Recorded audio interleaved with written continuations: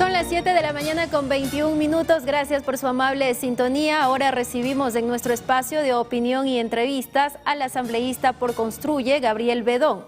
Dialogaremos sobre la agenda legislativa y también esta sinergia que hemos observado entre la Asamblea Nacional y el Ejecutivo en medio de la guerra contra el terrorismo que vivimos en el país. Muy buenos días, gracias por acompañarnos. Muchas gracias, buenos días. Un saludo cordial a los gentiles televidentes. Los diálogos de la bancada Construye con el gobierno, ¿cómo lo podemos interpretar? En un inicio, Construye no era parte de esta alianza que formó el oficialismo. Y tampoco lo somos.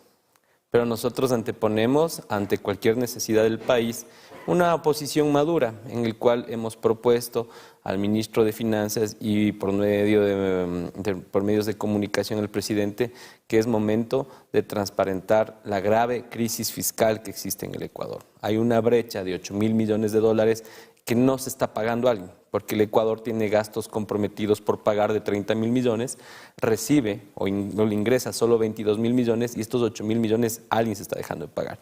Y ese alguien son los hospitales, los proveedores, los gobiernos autónomos descentralizados. Y le hemos pedido al gobierno que la primera ley que ellos enviaron hace 3 o 4 semanas, donde ellos estuvieron con una gran mayoría, con sus aliados de la Revolución Ciudadana, el Partido Social Cristiano y el Partido Gobernista, aprobaron una ley que nos dijeron que era para generar más empleo y que iba a solventar algunos temas económicos en el país. Pero después de un mes he visto que en realidad no era eso y tuvieron que asumir su error. Ahora, la primera misión del gobierno es sincerar las finanzas públicas. Lo está haciendo, ha asumido su error, porque nos dijeron que iban a tratar de lanzar un impuesto para la guerra interna que tenemos. Y resulta que después tuvieron que aceptar que era para poder pagar sueldos del mes de enero en el sector público. Estas cosas es lo que le decimos al gobierno, es momento de tomar decisiones. Si es que vamos a poner todos los ecuatorianos el hombro para sacar la crisis económica fiscal que tiene el Estado, primero tiene que ser el Ejecutivo en hacer los esfuerzos. ¿Y cuáles son los esfuerzos? Reestructurar el Estado, bajar este estado obeso que tenemos y comenzar a asumir los costos políticos de decisiones duras, como por ejemplo la focalización de los subsidios a los hidrocarburos, a la gasolina, al diésel. Le quiero contar, licenciado, usted un dato. De los 30.000 millones que es el presupuesto general del Estado, 4.000 millones invertimos en salud. Y ese mismo monto, 4.000 millones, gastamos en pagar subsidios a los hidrocarburos. Subsidios que no van directamente a los más necesitados. Un gran porcentaje se va al contrabando, otro gran porcentaje se va a la minería ilegal, otro gran porcentaje utiliza gente que no debería tener subsidios en este país. Entonces, estas son las cosas que le pedimos al gobierno. Vamos a hacer esfuerzos políticos, desde la Asamblea estamos peleando las cosas por la seguridad, pero defendamos la dolarización, porque él es del administrativo. ¿Y cómo podemos defenderla? Si cerrando esta brecha fiscal. Y precisamente la focalización del subsidio a los combustibles es algo que ya se está pensando en el Ejecutivo y lo ha dicho el presidente de la República que podría arrancar en el segundo trimestre de este año. Es decir, que este es uno de los puntos de acuerdo que ustedes mantienen con el Ejecutivo, la focalización del subsidio a los combustibles. Hemos visto con buenos ojos que haya acogido nuestra propuesta. Espero que ahora nos presente el plan gradual para sacar la focalización de los subsidios. Estamos a la expectativa de esto y el próximo debate será el próximo martes de la ley en segundo debate donde se pueda aprobar, allanar, archivar. Esperamos que para eso tengamos la información necesaria y nosotros como bancada de Construye lo que vamos a hacer es cuidar el bolsillo de los ecuatorianos y buscar soluciones eficaces para que este no sea una solución parche, que simplemente arrastre el problema 2 o 3 veces más adelante, sino que sea una solución definitiva por bien del país, por bien de los ecuatorianos y sea permanente y duradera. ¿Y esta focalización del subsidio a los combustibles sería una medida económica suficiente? Más o menos los 4.000 millones ayudarían en la mitad para solventar el gasto que son los 8.000 millones, pero también hay otras propuestas que hemos hecho y es reestructurar las empresas públicas del Estado. Las empresas públicas que son un hoyo, que son una alcantarilla donde se fugan los recursos y donde no están las cosas bien realizadas. Le pongo un ejemplo, en Petroecuador hay un avión que utilizan 4 o 5 funcionarios que la hora de vuelo cuesta $20.000. Y está como taxi ejecutivo de Quito Esmeraldas, Quito Coca, Quito, para que 4 o 5 funcionarios del jerárquico superior estén usándolo. Ese tipo de gastos superfluos tenemos que eliminarlos. CNT, SELEC, que tienen contratos colectivos bárbaros de 400, de 500 millones, ese tipo de contratos colectivos en los cuales es algo que uno se admira. Si usted entra a trabajar un mes en SELEC y después le despiden, tienen que indemnizarle por 48 meses.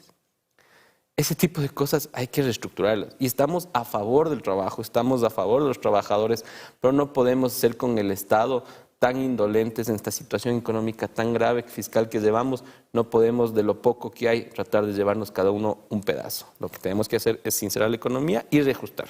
Y de hecho, bueno, también el Ejecutivo ya ha empezado a eliminar ciertas secretarías. Me he enterado por noticias, por medios de comunicación, esta intención, pero hasta ahora no hemos recibido un plan concreto. Esperamos que el Ejecutivo, con estas recomendaciones que hemos hecho desde 25 Construye, pueda seguir haciéndolo y que nos presente el plan para nosotros analizar y también ayudarle a pensar, porque en este caso nosotros no somos sectarios, somos una oposición madura, pero lo que nos une es nuestro país y estaremos siempre adelante y los ecuatorianos pueden contar con nosotros. Después de cualquier diferencia que tengamos entre políticos, pero siempre el Ecuador va a estar adelante por nosotros. Sin embargo, bueno, en la Asamblea Nacional es un hecho que de pronto no están apoyando o no tendrá el respaldo del Ejecutivo con la aprobación de esta ley para subir el IVA. He escuchado de las otras bancadas que eran sus aliados. No se conseguirían los votos. De manera sorprendente que no van a dar los votos. El presidente, me imagino que asumirá y reflexionará sobre sus primeras alianzas que hizo en la Asamblea. He escuchado que no tiene los votos, nosotros seguimos analizando, porque, como le dije antes, independientemente de las diferencias políticas que podemos tener, si es que el presidente nos presenta un plan por escrito de que va a hacer el primer sacrificio como Estado y van a hacer las recomendaciones que hemos tenido, nosotros podemos pensarlo. Lo vamos a analizar, tenemos todavía 5 días para analizarlo, esperamos que el gobierno recoja nuestras recomendaciones. Bueno, el gobierno también ha planteado ahora que es un IVA diferenciado. Me parece que el tema del IVA es algo que tiene que tratarse de una forma gradual, pero tiene que terminar siendo permanente. Es cierto, tenemos el IVA más bajo de la región, pero tampoco podemos desvirtuar la inflación que puede desencadenar un alza del IVA, porque grava los hidrocarburos y grava, a excepción de 51 ingredientes de la canasta básica, grava el resto. Entonces puede desencadenar una inflación que después me preocupa que termine siendo una deficiencia de pago de la cadena de proveedores. Como el Estado en este momento está debiéndole a todo mundo, también eso se pueda generar en el ambiente privado. Entonces, esa parte de la brecha fiscal es la que el gobierno tiene que tener mucho cuidado, porque esas políticas económicas son las que defienden la dolarización. Y creo que en el Ecuador lo que nosotros tenemos que, aparte de defender y amar nuestra patria, es defender la dolarización, que nos ha dado estabilidad económica. Es decir, entonces, que ustedes sí apoyan subir el IVA a un punto, sería 13% permanentemente. Nosotros estamos analizándolo. Todavía, como le dije, teníamos 5 días para poder analizarlo. Nosotros vamos a tener el día de mañana una reunión dentro de los asambleístas de Construye. Vamos a escuchar técnicos y analistas económicos, políticos, cuál sería la mejor opción. Todavía no cerramos y no tenemos una decisión al respecto. ¿Cuáles fueron estas nuevas contribuciones que se aplicaron para este segundo debate de la ley? Yo no estoy en la Comisión de Régimen Económico. Nosotros nos ha llegado recién ayer a las 5 de la tarde el segundo debate del informe de la comisión. Estamos analizándolo. Hoy de mañana tenemos pleno, después vamos a reunirnos con los equipos técnicos para ver las recomendaciones. Lo que me he enterado por medios es que al fin el gobierno hizo un acierto porque querían y pretendían gravar a las personas que tienen más de $1.000 de ingresos con el 3.33% y después tuvieron que retroceder y cambiar esa posición. Entonces, ese tipo de cosas habla bien porque hay presiones políticas de unos lados para que el gobierno no trate de a todo mundo que ha pagado y que ya está viviendo una crisis, de sacarle los pocos recursos que tiene. O sea, en realidad esto es algo que tenemos que cuidar el bolsillo de los ecuatorianos. Si tienen que pagar a alguien, que sea los que más ganaron. Y que más ganaron, y los impuestos que nosotros proponemos es a los que tienen flujo y los que tienen liquidez, los que han tenido grandes ganancias. No al patrimonio como proponen otras bancadas, porque el patrimonio es algo que es muy difícil de vender y muy difícil de recaudar cuando tenemos emergencia de que se ingrese y que se inyecte recursos a la economía. Entonces, es el flujo, que es el dinero que usted tiene en el banco y puede inmediatamente hacer una transferencia y poner contribución para el Estado. Eso es lo que proponemos. La otra contribución también de lo que se habla es por parte de la banca, de los bancos. Sí, debería ser la banca y todas las empresas que hayan ganado más de 10 millones de dólares. No podemos irnos a un solo sector, sino todas las empresas que han ganado más de 10 millones de dólares, tener una tabla que vaya desde el 5 al 15% según el tipo de ganancia que haya tenido, para que pongan como una contribución única este impuesto para poder salir de esta brecha fiscal. Todos los esfuerzos necesarios para poder guardar y conservar la dolarización en el Ecuador. Esa contribución ustedes sí están de acuerdo. Sí, y es más, nosotros la propusimos. De los bancos. De todos los que hayan ganado más de 10 millones, no solo del sector bancario. No solo del sector bancario. La reducción también del IVA al 5% para el sector de la construcción fue una oferta de campaña del Ejecutivo y también ahora se está incluyendo en este documento. Es una deuda política del presidente cuando él sabía, o al menos su equipo debió haber sabido, la situación apremiante fiscal que tenemos en el Ecuador. Yo le había mencionado al ministro de Finanzas desde cuándo se enteraron esto. Y lo que me dijo saber el equipo de él y la asambleísta Valentina Centeno, que es jefe de bancada, que en la transición entre el gobierno nefasto de Guillermo Lasso y el actual gobierno nunca les sinceraron las cuentas. Entonces, aquí, independientemente de lo que en el pasado, lo que les llamamos es analizar bien si es que este 5% en realidad beneficia a la economía del ecuatoriano de a pie o está beneficiando a los grandes grupos económicos y constructores. Ese es nuestro interrogante. Entonces, también será de debate este tema. ¿Por qué solo a un sector tenemos que bajar el IVA? Vamos a analizarlo. ¿Cuáles serían los escenarios de pronto si ya no se llega a tener este apoyo, estos votos con la ley del Ejecutivo para subir el IVA en la Asamblea? ¿Podría pasar por el Ministerio de la Ley?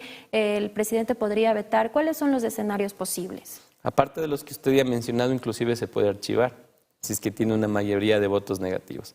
Y se archiva este proyecto de ley emergente y el presidente tendría que enviar inmediatamente uno nuevo para ser tratado como régimen económico urgente.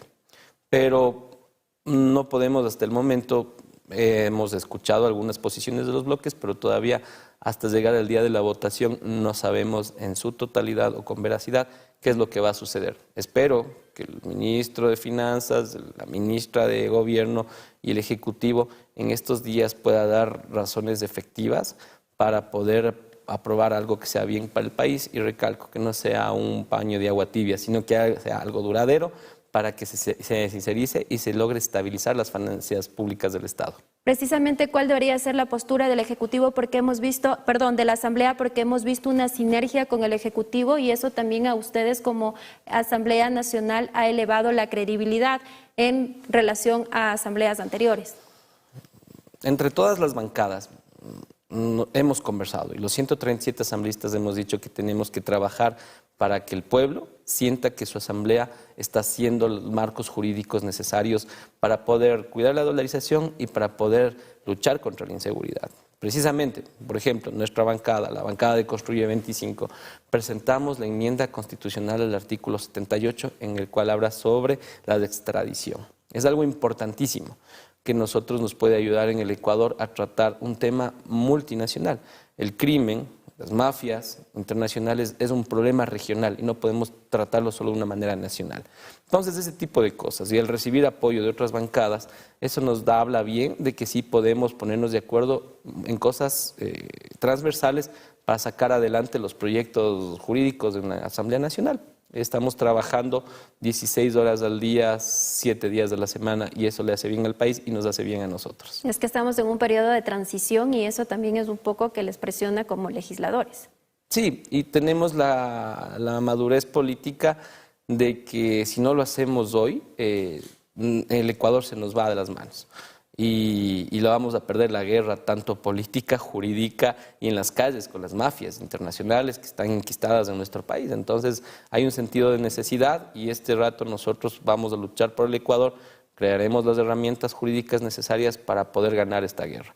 Esta nueva asamblea, que nosotros en 2 meses hemos aprobado 10 leyes y hemos censurado políticamente a un exministro, lo que pretendemos, independientemente de todas las diferencias políticas que tengamos, a veces no son fáciles las sesiones en la Asamblea por esta diferencia de criterios, pero sí tenemos claro que tenemos que trabajar arduamente. Es más, nosotros hoy tenemos una jornada larga de 8 de la mañana a 8 de la noche donde vamos a tratar este tipo de leyes que es lo que necesita el país. Y precisamente también, bueno, hemos escuchado a la líder de Construye, a María Paula Romo, que también tienen diferencias puntuales con el Ejecutivo. ¿Cuáles son esas diferencias puntuales y de pronto podría un poco implicar esta sinergia que ustedes están manteniendo, este diálogo con el Ejecutivo, en algún momento se podría romper?